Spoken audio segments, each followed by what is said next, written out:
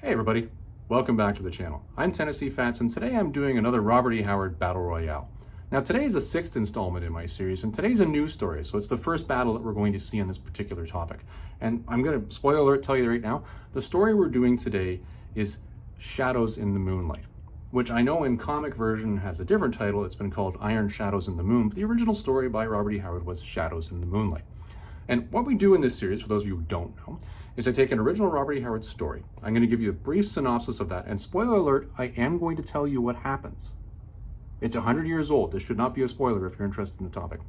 And then I'm going to compare and contrast two different comic versions of that, and I'm going to tell you, well, of these two, this is probably the one you want to read, and you can kind of ignore that. The idea is I'm saving you some money and I'm saving you some reading so you can really stick to the stories that are succinctly Robert E. Howard and not just way off in left field. Now, today, as I said, I'm doing Shadows in the Moonlight. Let's show you what we're comparing and contrasting today. We are going to do Savage Sword Conan number 4, which surprisingly enough I found out I actually don't own. What? Yeah, I know. I have the Conan Saga reprint of it, but not the actual original. But man, what are you going to do? So we're going to do that one, and we are going to compare it to, this is the Ablaze version that it's coming out of the Sumerian Volume 3. Now, there is a big stack of books that are actually contained within that Ablaze one here, and I'm going to show you those when we get to them. But for now, let's just get into it, shall we? And we are back. Well, welcome back everybody, and of course, as I always do, I'm going to insert it right here. I will do the obligatory YouTubing, and I will say, if you like Robert E. Howard content, give the video a thumbs up, and as well, it always helps to subscribe. There's nothing the matter with more people on these, and post a comment. I've noticed a fair amount more comments coming lately, and I do appreciate those of you who are posting. I do find it interesting and, quite frankly, but rewarding knowing that people are A, watching the videos, and B, commenting on the videos. So, thank you. Now, let's put the book out here. This is the softcover version of the book that I read. It's a giant collection that my kids got me a couple years back. I've enjoyed it. And it's not the best quality, but you know what? It gives you the story. So, the story we're doing today is the Shadows in the Moonlight story. It's an interesting one. I like this one. It's, I guess, a story of Conan in his, well, still in his adventuring days, not quite in his latter years of being King Conan. And in this, really the key points are that he was part of a mercenary group that unfortunately was on the wrong side of a losing battle. And he finds himself hiding in some reeds, and just happenstance, a young lady who's a slave is escaping, and he rescues her, kills a guy named Amarath, I believe was his name, and then makes his way out into the inland sea, the Sea of Vayet, I believe is how they actually pronounce it. And they find their way to an island. They get to the island, they find, well, first of all, they find out that there's something in the woods that's throwing giant milled stones at them, which is horrifying. Nobody enjoys that. They make their way out of the trees and find some ruins where they decide to basically camp out for the night after finding they're not quite comfortable out in the woods because there's something throwing stones at them. And that's where Olivia, the young lady that he saved, has a nightmare that gives you sort of a sense of where these ruins are coming from. Because there's some weird statues around the outside of these things that are made out of iron that Conan's fascinated with, but Olivia's a little terrified of. So, long story short, they head out and decide they're going to leave, not trusting these statues because of this horrendous vision that Olivia had. And their boat's smashed. Spoiler alert, it was done by the same person who was throwing the giant milled stones at them. And they head back in to hide in the mountaintop, and then pirates arrive. Conan goes down to parley with the pirates and basically either join up with them or take them over or something, just in some way to get off the island. And he kills their leader, but is then waylaid and unconscious. Olivia comes down the mountain being chased by something, she's not sure what, rescues Conan, and they head out into the woods to head down to, I guess, the pirate ship, although it's not really clear where they were going at that point in time. And they're attacked by a giant gray ape in the woods that doesn't really belong on the island, but it's there. Conan ends up killing this creature, very closely kills Conan, very near too. And then they make their way down to the pirate ship, where they find out that the pirates have been massacred in the distance by these giant iron statues that were in this temple, or these ruins where they were staying. The pirates end up parleying back with Conan, who's now the only person on the ship, come back onto the ship, and at the end of the day, everybody sails off, with Olivia agreeing to join Conan, because I think one of the main themes in this story, for those of you who haven't read it, is really one about, I guess, redemption, or less so redemption, more so recognizing people for what they are. Olivia is the daughter of a king who is sold into slavery because she refuses to marry a Kushite prince, I believe was the phrase she used. And as a result of that, she's sold off to this Shah Amarath guy who basically spends all of his time torturing the living shit out of her. That's inferred. Not actually shown, it's inferred. But at the end of the day, she ends up finding comfort and solace in the fact that she's hanging out with a barbarian, the barbarian being Conan. And at the end of the day, she's okay with Conan, and they sail off, and they seem to have some sort of growing romantic relationship. As I mentioned previously in my other discussions of Conan, he seems to be the leading gigolo of the Hyborian age. The man just heads out there and just women throw themselves out. You know, some people have that, some people don't. Clearly, he does. What are you gonna do? Anyway, so that is the story. You now know, spoiler alert, that's it. They get away at the end of the day. All right, story out of the way. So, which one are we gonna go through first today? You know what we'll do? We will go through the Savage Sword version, which in this case we're going to look at a Conan Saga. This is my copy.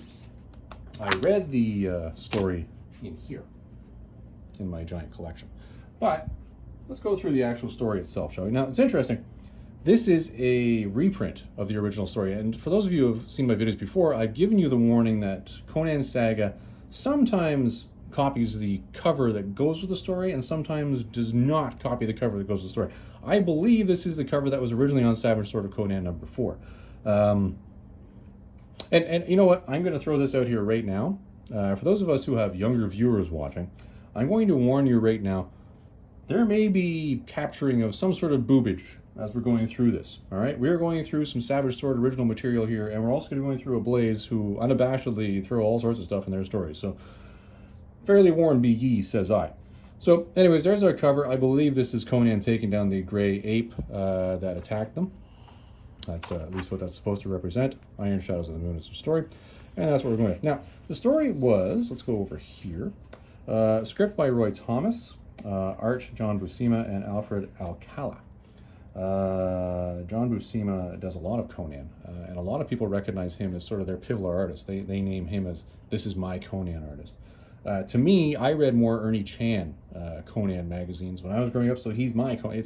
That's just what it is. And Barry Windsor Smith, of course, in the original stories, but that's not what we're talking about today. So let's start off. Here we've got Olivia. You can see her running through the woods, and through the reeds, and she's being chased by Shah Amarath. He captures her. This is a little different than the actual written story. The reason that this is a little different is that it doesn't involve sort of the whole horse story that went with this. In the original written version, Olivia was riding her horse fell, she then took to foot, and Shah Amarath basically rode her down because he had the best horse in the area and nobody can outstrip his horse. That was a very clear comment in the original story, and it's not really drawn out here. Olivia doesn't give up much of a fight, and well, other than saying she's going to drown herself, and he says, no, you're not, because the water's too shallow. And you know what? Which is right here, by the way, is saying, I'm going to take you back. But here, this is sort of outside of the story. She fights back, and then he says, well, quite frankly put, I'm going to blankety blank, and then I'll take you back at my horse's ass. Not really within the original story. This was sort of an add-in. I think the idea here is we want to really portray this individual as being evil, because in the original written story, yeah, you know, it's inferred that he tortured the living crap out of this person.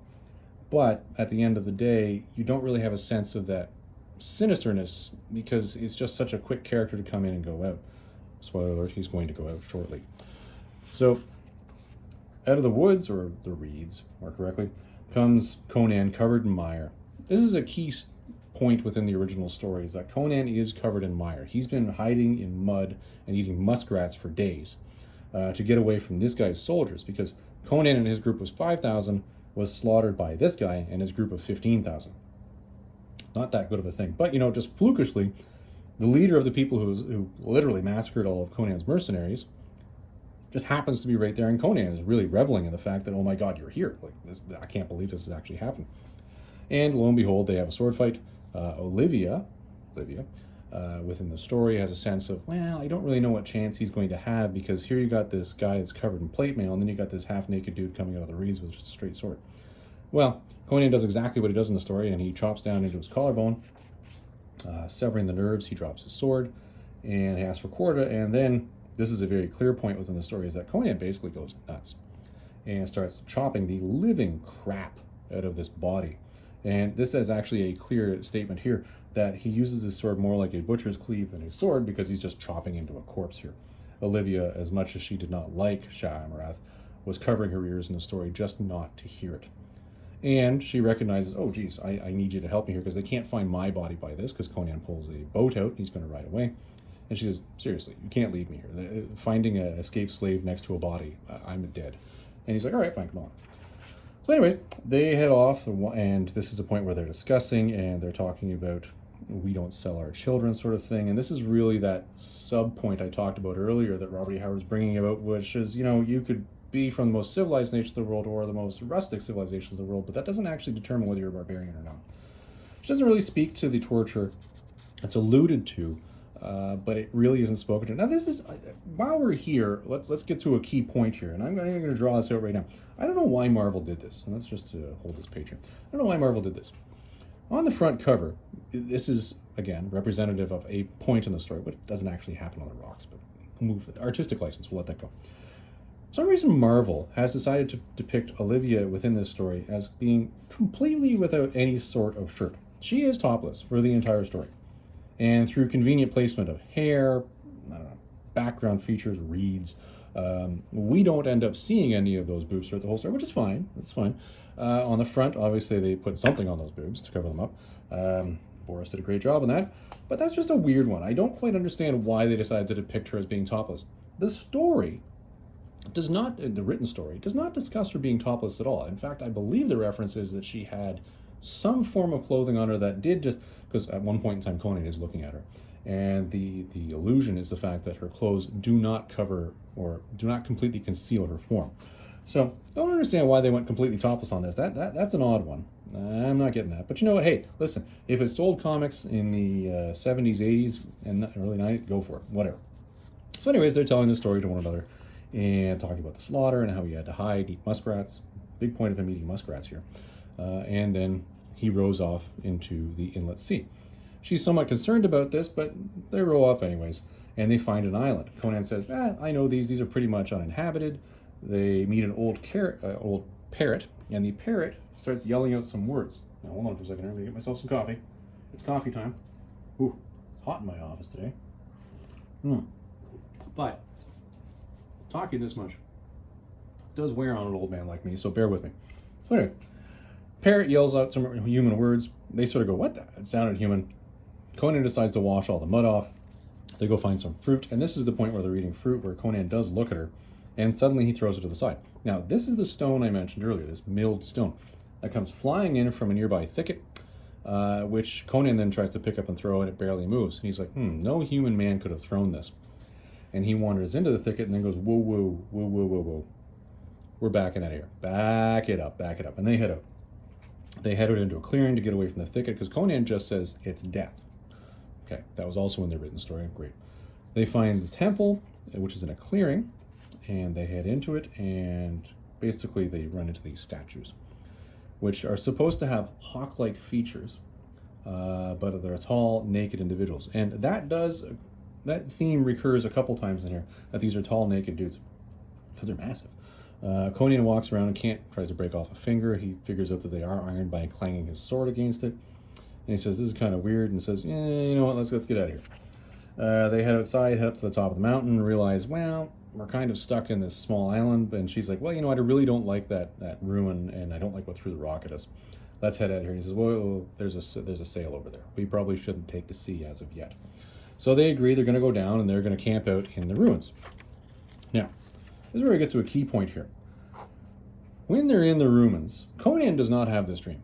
Olivia has this dream. And it's interesting because she starts to go back and she's basically reliving what occurred within the ruins, which is a whole bunch of these giant hawkish figured people have tied this guy up on the pillar in the middle of the room, chained him up more correctly, and they're torturing him. Their claws are sinking into him. That was clearly alluded to in the written story. We don't see that here. There's no claws sinking into him. And it's more than abundantly clear, they're drawing out the fact that this guy who's tied to the pillar almost glows. He's so white. And they're saying, well, this is the idea of what sort of a demigod would look like. Somebody who's half human and half god would look like. Now, if you look at that, That's a fairly Caucasian face. Does not look like any of these individuals here. So it makes you wonder, well, how did they get their hands on this guy? Number one, it doesn't look like he's from around here. I don't get it. Anyways, he yells a name into the air, which they don't give the name here. And then, of course, this guy just comes over here. And in the written work, they slit his throat, but here they just stabbed him in the torso. And suddenly, boom, this big guy shows up, speaks a magic incantation, and again, it's alluded to that this guy has similar features to that guy. So, ergo, that's the dad, that's the kid. And curses them all back into their little spots along the pillars where they turn into iron. He then touches the child, his son, takes the chains fall off, and he disappears after pointing to the moon at the statues.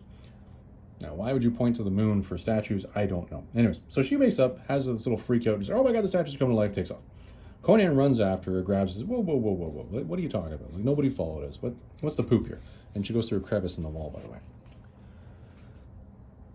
She tells him the story. And this is another point where they make a very clear issue of this. Well, hold on. She's telling him the story, and he's not like this civilized dude that's going to go, what I got, yeah, whatever. Demigods, monsters. You know, he's a guy that very clearly has goblins and ghouls in his daily life. So he's like, yeah, you know what? Let's get back to the boat and get the heck out of here. They go down to the boat, find it smashed, and then something is trouncing after them in the woods. They run away. They head up onto the cliff, and they're happy that whatever did chase them didn't follow them up on the cliff because it is sticking to the woods. And then we see pirates. He goes down, meets the pirates, and there's their leader, who apparently has an issue with Conan historically. And they talk to it here. It wasn't spoken to in the written story, but they talk to it here. And they have quite the battle, and Conan then ends up killing him. And this is very clear, actually, in the written work, that the sword did go all the way through, almost a full hand's width, before Conan pulled it out and he fell down dead. Then the pirates smack him on the head with a sling, knock him out, and this guy's about to kill him, and then they have an argument amongst themselves saying, whoa, whoa, whoa, whoa, whoa, whoa. No. The law of the Brotherhood is that blank. He's our leader, you can't kill him, he killed our captain. And they're basically bickering over this, and they say, well, let's just tie him up and go hang out. I don't know what their plan was in hanging out, but that's what they were going to do. So they head over to the ruins. They basically stay in the ruins, where Olivia's up in the mountains watching the whole thing going, well, now what do I do? And she sees that, oh, Conan's been led in and out. He's still alive. I'm going to go down there and rescue him. Wait till nightfall when the pirates are drunk, because stereotypically pirates always get drunk at nighttime, right? She's up on the mountains. This thing is coming after her. She's like, whoa, whoa, whoa, I'm down off the mountains. Comes heading down and decides to sneak up on pirates. Sneaks in, grabs a blade from one of their sheaths because they're sleeping and drunk. Starts to cut Conan's binds, and they're saying, let's get out of here, because Conan's like, I'm not hanging around these things either. And this is where they run into giant gray ape thing. This is actually exactly what the fight was in the written work. Cuts off an arm, thing grabs his hair, tries to pull it into his teeth so he could bite him. Conan with his free arm, holding back with a leg on his chest, and then repeatedly stabs at his chest to kill him. Kind of interesting that in this, they made a real point in the written story that this thing did not make a sound. Here, it was kind of funny, Conan explains, oh, it's mute.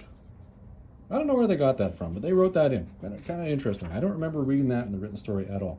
Then they hear screaming behind them while they're making their way down to the pirate ship. And, of course, the statues have, guess what, come to life, and they're slaughtering the pirates. The pirates make their way down to the ship. They say, whoa, whoa, whoa, let us on. Conan says, no, you guys were going to kill me. Not happening. And then he says, I'll scuttle the boat before I let you guys on. At the end of the day, they swear allegiance to him, and they actually adhere to the code of the Brotherhood. And at the end of the day, away we go. Olivia gives him a hug and a kiss. Everybody's happy. Bingity, bingity, bongity. Off they go to be pirates on the Inlet Sea. Good story, interesting art. Pretty close, pretty close. Some weird parts within it, but nothing material. All right, so now let's get to the Ablaze one. Now, I'm going to put this over here, and I'm going to caution us here.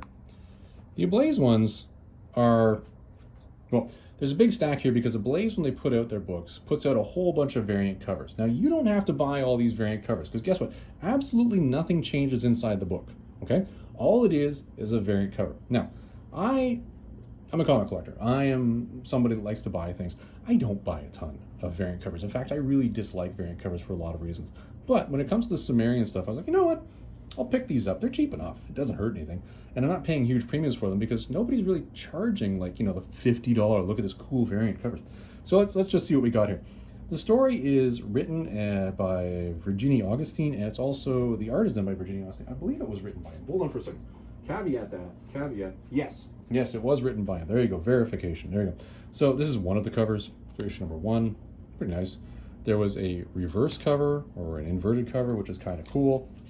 Number 2, not quite sure what that thing is. Number 3, again, you're getting into, well, what are these actually drawing for me here? What are they showing me here? Number 2, yeah, okay. Well, this is legitimately him bathing when he's washing off the mud, but why is she wet? I don't understand. Another interesting aspect, and we'll get to this when we get inside, is she's got weird tattoos on it, but that's another story. An homage cover to a Fantastic Four. Which Fantastic Four is this the homage to? Well, it doesn't actually have it written down. But interesting in that this is legitimately what she looks like when I talked about the tattoos. Fritz Crassus did these homage covers for the title, which I think are a lot of fun. There's a bunch that are Incredible Hulk ones, which are kind of cool. There's been a couple Wolverine ones, also pretty cool. And then you got issue number 3. I'm seeing, I don't know, where is that? I don't know. And then you go, oh, okay, well, this kind of fits in with the story. That kind of fits. No tattoos on here.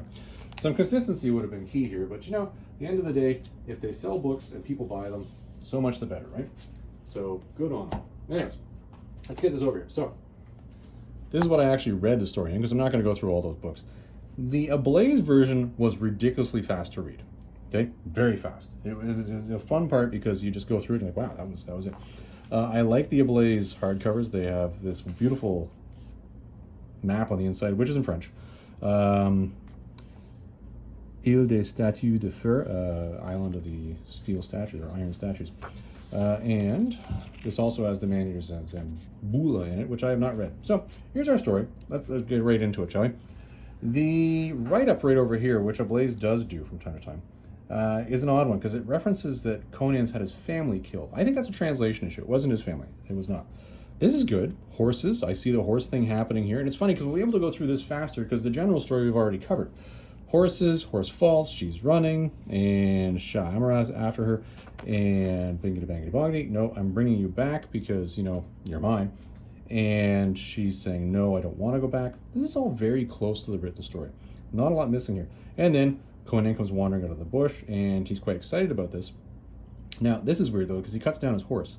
That was not in the story. And this, of course, was the horse they made a big deal about that nobody could outrun for a long period of time. Now, clear difference here. Olivia here, wearing clothes. Pretty close to the Robert E. Howard one. I'm going to give that is a key point.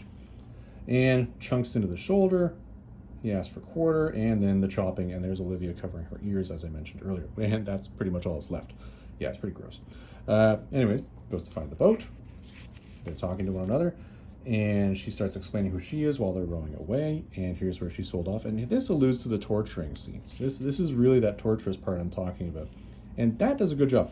At least it's getting clearly in. And then, of course, you get a page of Conan's story. Well, no, this is what happened to me. Here's my 5,000 against 15,000, and why I ended up eating muskrats and everything. This did not say muskrats. This actually in the story, I believe, said rats. Could have been a translation issue, I don't know. So they row out, and they're going across the sea, and they find the island. They get to the island. There's the old parrot. It's yelling something. It's not quite laid out here. It's all over the place, right? But they at least detected it's somewhat human. He goes to wash off the mud, exactly as I said. They're wandering off. They find themselves some fruits. They're eating the fruits. He's looking at her, and ka-chunk, stone comes over. Now, this, I think, was not quite there. This stone comes out of nowhere, and he goes running off into the thicket, checks and says no. He tries to throw it, doesn't go very far, exactly as in the story, but this does not look like a milled stone to me.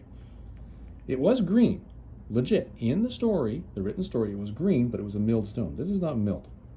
Little off there. They walk into the thicket, and he's like, whoa, whoa, whoa, death, we're out of here. And they run off, and they find the ruins. Now, these ruins, little odd, because this almost looks to me like it's a circular ruins on the inside. Whereas in the written story, it was, no, this is clearly rows of columns along the side that have these statues between them. And there's the pillar in the middle. He's looking at them, and they say, well, let's get out of here. Just as I mentioned, they go up to the top. They're thinking maybe we should leave. No, there's a sail. They don't do it. They camp out here for the night, and she starts to have her nightmares. And it's interesting, this snake reference right here. In the actual written version, they made an allusion to the dreams coming to her almost serpentine, like a snake. Kind of cool. All right, so you got a snake reference in there. I do like the nose ring on that. It looks pretty cool.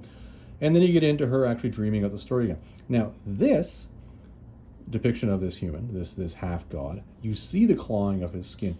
The other thing that's interesting, though, is right here. Look at this. See these pointy ass teeth? These pointy ass teeth are damn close to what these guys are. So now, okay, I think Ablaze has put it together and said, whoa, no, here's Dad being called down to save the day after they slit his throat, which bang on, exactly it. He's here because he's half one of them and half that guy. Ah, there you go. There's some good illusion. That is some good inference. I'm starting to understand, okay, that's how they captured this guy. Got it. He speaks his magic words and back they go. And now she wakes up and she's having this horrible nightmare about them moving. And that's what she thinks she sees. And you see the eyes open here, and the eyes are glowing. That's an interesting point, and I'll come back to that. She runs off, goes through the door instead of a crack in the wall, which is not part of the story. Conan runs after her and grabs her just before she falls off a cliff. I don't remember that being the story. And they have a conversation about the whole story, and he's like, okay, no, we're not going back in there because, you know, I believe in goblins too, let's not do this. Let's go find the boat. Boat's broken, and they have to run away because obviously what broke the boat's coming after them. They head back up to the top of the cliff, and they wait out the night, and pirates. Bingo, bango, bongo, pirates have arrived. Now, here's Conan going down to parley with pirates. Look at the size of this dude. This dude is, what, 1.5, 1.6 times the size of Conan, like height-wise. Width-wise, he's like 3 times as wide. I don't quite understand why they did that. Now, granted, in the written story, he was big, but this is like full 2 times the size of every other person here. I don't understand that. I don't get that. But Conan draws him out in a fight. They have a fight. Conan, of course, kills him, stabs him, he falls down. None of the reference to the sword or the back shot there where the sword was sticking out, probably because the die when they drew him was just too big for a sword to even get through him. That's a bit of an issue. And they knock him out and drag him off. And Olivia's left going, okay, now what do I do? So she watches the whole thing, sees Conan still alive, which I mentioned earlier, comes down, there's the monster coming up. She's like, ooh, off I go. Off she goes to rescue Conan. And of course, pirates stereotypically getting drunk. They all fall asleep. They're ribble falling asleep. She goes in, grabs one of their swords, cuts them out. And again, now you see eyes opening again as they're out of the room. Like they're gone, right? These things have glowing eyes. Another key point I'm going to come back to later.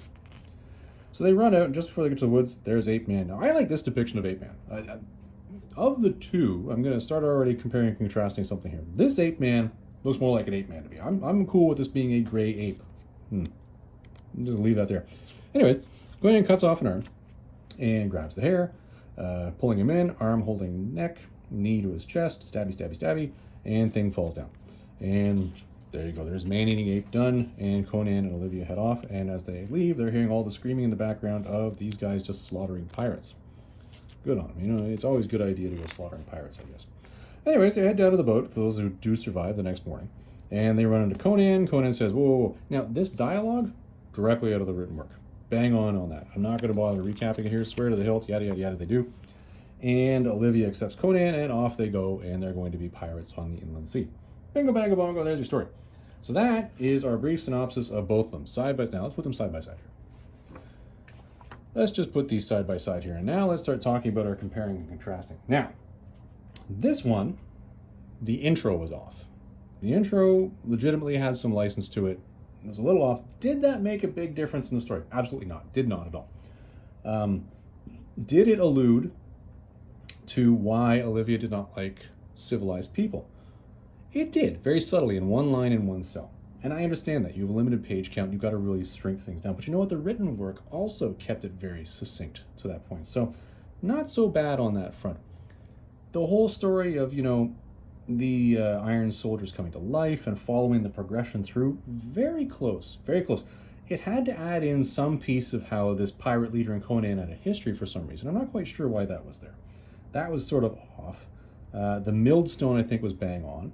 The depiction of the hawk-like iron statue people was bang on. No glowing eyes, or at least no glowing eye inferred, that they saw.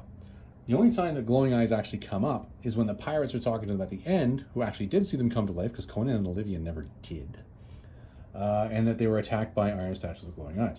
So this one I think was pretty good on that front, and pretty good in the whole wrap-up at the end, and you know, everybody's going to ride off and have a great day. The Ablaze version. Now, writing on this one was bang on. It was very well done. It followed the progression all the way through. The depiction of the pirate leader, I think, a little off. I'm not quite keen on that. The fact that the guy was basically, I don't know, some sort of a mini giant Mini giant seems like an oxymoron. But either way, sort of off. Not quite sure about that. The fact that they had the eyes glowing throughout that Olivia and Conan would have seen, or at least dreamt of, I'm not quite sure on that. The artistic license these guys took was they actually inferred, or artistically inferred, that the demigod was partially one of these Iron Shadow people. The artistic license in here did not take that. The artistic license in here had Olivia covered in tattoos. I'm not quite sure why that is. Maybe the tattoos were a form of torture. I don't know how they applied tattoos back then.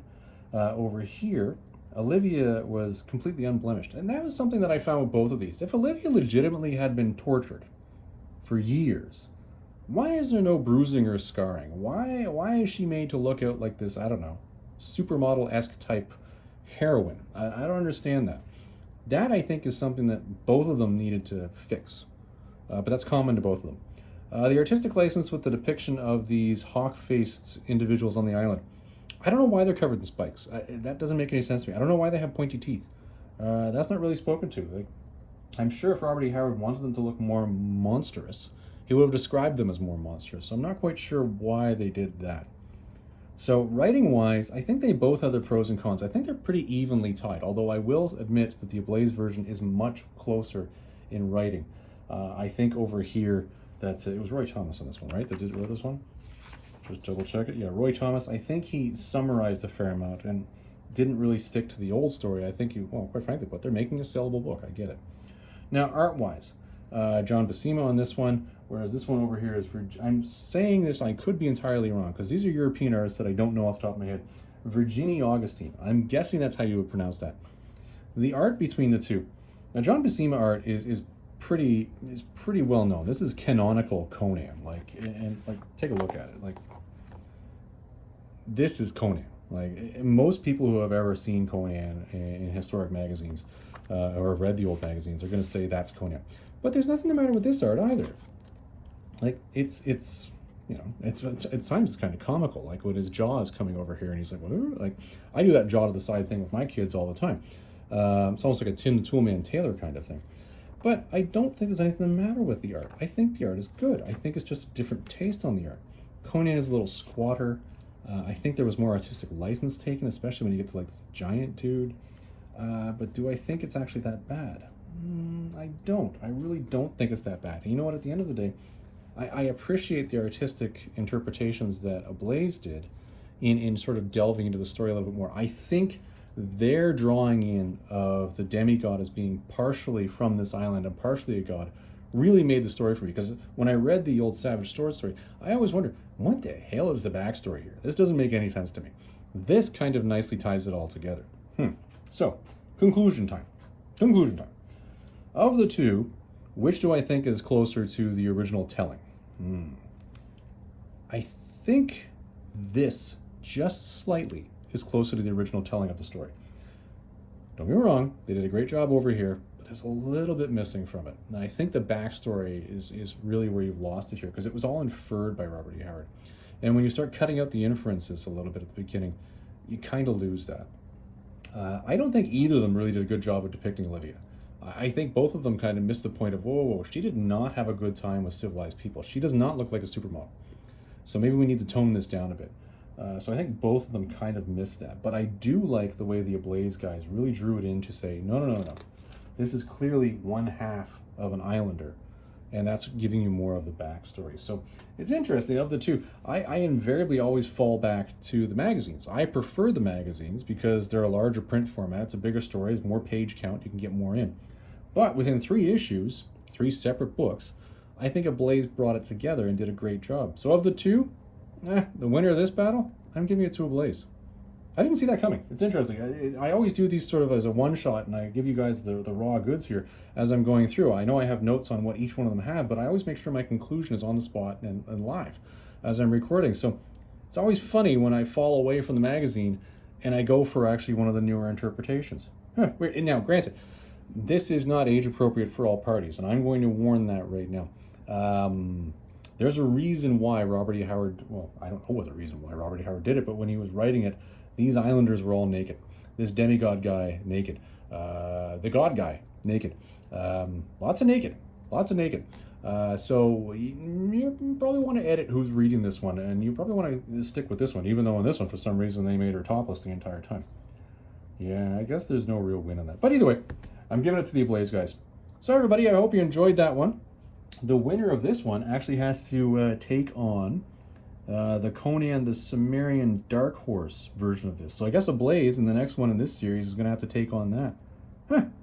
That'll be fun to see. I don't even own them yet. I've got to go find them now so that I can give you guys a good synopsis on that as well. Yeah. Well, everybody, hope you enjoyed that one. We'll see you in the next video.